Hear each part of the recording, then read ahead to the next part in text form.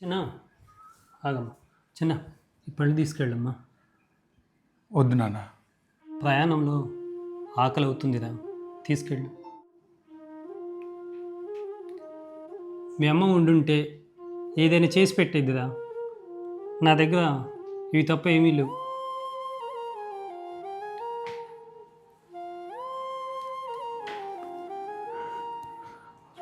అన్నీ పెళ్లి చేసుకొని వదినతో సహా ఫారిన్లో సెటిల్ అయిపోయారు.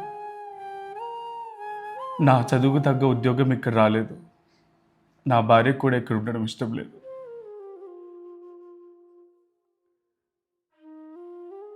మీకు ఇష్టం లేకపోయినా మిమ్మల్ని మా ఇంటికి తీసుకెళ్ళాను. నా భార్య మిమ్మల్ని ఎన్ని మాటలని బాధ పెట్టిందో నాకు తెలుసు నాన్న. అందుకే తిరిగి మీరు వస్తానంటే నేను వద్దనలేదు. తనతో గొడవ పడుతూ మిమ్మల్ని అక్కడ ఉంచలేను. ఏం చేయాలో తెలియని అయోమయ స్థితిలో ఉన్నాను. నా పిల్లల భవిష్యత్తు కోసం నాకు భవిష్యత్తు ఇచ్చిన తండ్రిని వదిలి వెళ్ళిపోతున్నాను. నన్ను క్షమించినాను.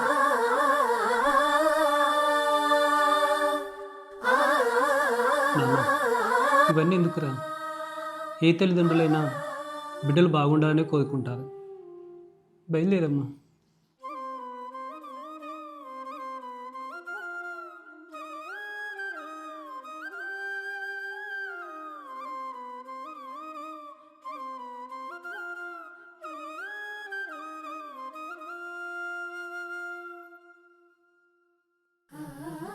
బిడ్డల భవిష్యత్తు బాగుండాలని ప్రతి తల్లి తండ్రి అనుకుంటారు.